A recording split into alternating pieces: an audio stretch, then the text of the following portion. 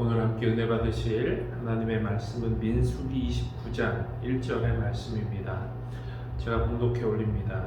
일곱째 달에 이르러는 그달 초 하루에 성회로 모이고 아무 노동도 하지 말라. 이는 너희가 나팔을 불 날이니라. 아멘. 오늘은 민수기 29장 말씀을 함께 보며 하나님께 은혜 받는 시간이 되시기를 주님의 이름으로 소망합니다. 우리가 오늘 함께 보신 민수기 29장에서는 세 개의 절기에 대한 설명이 나와 있습니다. 여러분, 어떤 절기입니까? 1절을 보면 나팔절이 나와 있고요. 7절을 보면 대속죄일, 그리고 12절에 나오는 장막절까지 해서 세 개의 절기에 대해서 이야기를 하고 있습니다. 그런데 방금 말씀드린 이 세 개의 절기에는 공통점이 하나 있지요. 어떤 공통점입니까? 바로 이 세 개의 절기가 모두 일곱째 달에 지켜진다라는 것입니다. 그렇다면 왜 하필 일곱째 달인 것일까요? 아마도 그것은 일곱째 달이 한 해의 중간에 위치해 있어서 그렇지 않을까, 그렇게 생각을 한번 해봅니다. 여러분, 벌써 3월인데요.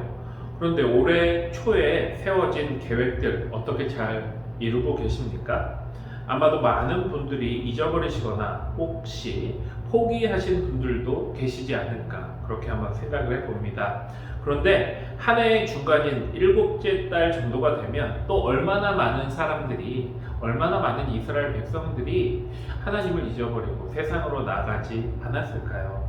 그런 의미에서 여러분, 이렇게 일곱째 달의 절기를 지키는 것은, 여러분, 그런데 사실 절기라는 것이 무엇입니까? 다시 한번 기억하고 기념하라 라는 뜻에서 하나님이 만들어 주신 것입니다.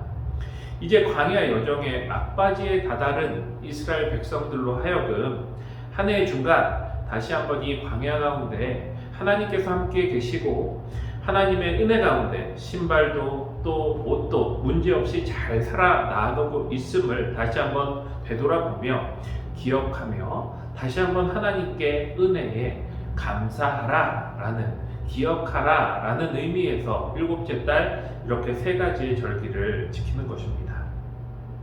그래서 이 일곱째 달 15째 되는 날 열리는 장막절은 이 구약시대 이스라엘 백성들에게 있어서 가장 큰 절기다 라고 하여도 그 말이 크게 틀리지 않는 절기였을 것입니다. 그렇다면 이렇게 큰 절기 앞에 나팔절과 속죄일이 함께 있는 그런 이유는 무엇일까요? 그것은 바로 하나님께 나아가기 위한 준비를 하는 것입니다. 오늘 본문 1절의 말씀을 우리가 다시 한번 읽어보기 원합니다. 일곱째 달에 이르러는 그달 초 하루에 성회로 모이고 아무 노동도 하지 말라. 이는 너희가 나팔을 불 날이니라. 아멘. 여러분, 나팔절이 언제라고 나와 있습니까? 일곱째 달 초하루, 즉 첫날을 가리키는 것이지요. 이제 얼마 남지 않은 대속죄일, 하나님 앞에, 즉 지성소로 이제 대제사장이 나갈 것인데 그 나갈 그 대제사장을 위해 나팔을 불며 선포하는 것이지요. 백성 모두가 우리가 함께 기도하며 그 대속죄일을 준비하자라고 선포하는 것입니다. 그리고 열흘째 되는 날 대제사장은 1년에 한 번 지성소에서 하나님께 속죄 제사를 드립니다. 만약 여기에서 하나님께서 이 제사를 받으신다면 제사장은 살아서 나올 수 있겠지만, 만약 이 제사를 이스라엘의 부정과 죄악으로 인하여 받지 않으신다면 아마도 제사장은 그 자리에서 죽게 될 것입니다. 그래서 제사장뿐만 아니라 조금 전에 말씀드렸듯이 일곱째 달 첫날부터 나팔을 불고 모든 백성들이 이 대속죄일을 준비하는 것이지요. 이로써 대제사장의 생명도 생명이지만 1년 동안 하나님께서 이스라엘과 함께 하시고 지켜 보호하여 주실 것을 하나님께 원하고 바라고 기도하는 백성들의 마음의 준비도 그 안에 들어가 있는 것입니다. 일곱째 달 열흘 대속죄일에 이렇게 하나님께 속죄의 제사가 드려지게 됩니다. 그런데 이 제사가 다른 제사에 비해 1년에 한 번 이렇게 특별하게, 그것도 지성소에서 드려지는 이유가 있을까요? 그 이유는요, 방금 말씀드린 그런 이유들도 있겠지만 이 제사가 가지는 특별한 의미가 또 있습니다. 무엇입니까? 다른 제사들은요, 그 제사를 드릴 때 그 제사를 드리는 그 사람이 지은 죄만 속죄가 되지만 이 대속죄일에 드리는 제사는요, 모든 이스라엘의 죄악을 하나님께 용서받고 그 하나님의 은혜를 누리는 그런 제사다라는 것입니다. 어떻게 보면 완벽하게 동일하지는 않지만 부족하지만 예수님께서 십자가를 통해 드리신 단 한 번의 그 완벽한 제사를 예표하고도 있는 것입니다. 그리고 마지막으로 일곱째 달, 15째 달 하나님께 장막절로 감사의 제사와 그 절기를 지키게 되는 것이죠.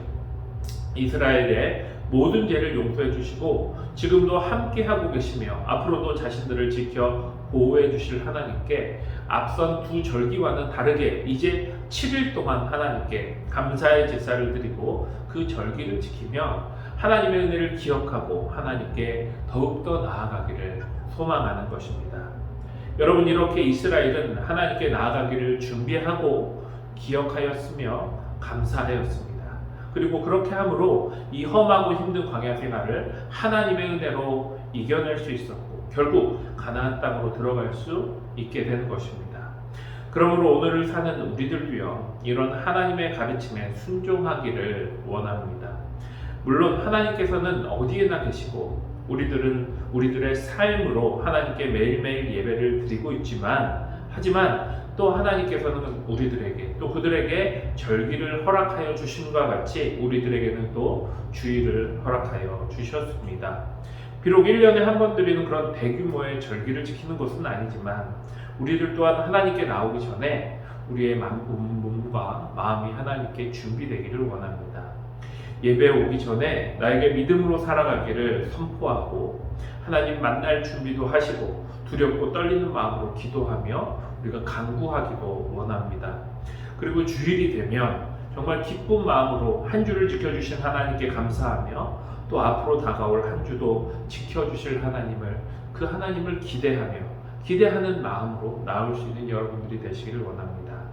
그래서 다가오는 이번 주일에는 여기 모인 모든 우리 성도님들이 모두 다 나팔절에 이스라엘 백성들이 하나님 안에서 누렸던 기쁨과 행복보다 훨씬 더 큰 은혜와 복을 누릴 수 있는 그런 기쁘고 복된 주일이 되시기를 주님의 이름으로 축원합니다.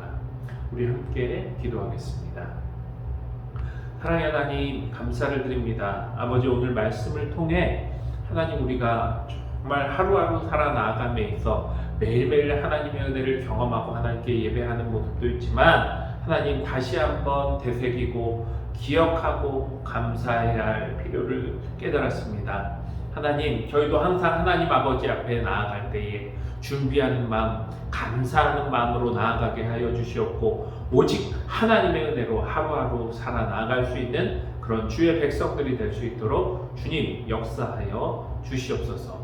이 모든 말씀 살아계신 예수님의 이름으로 기도드립니다. 아멘.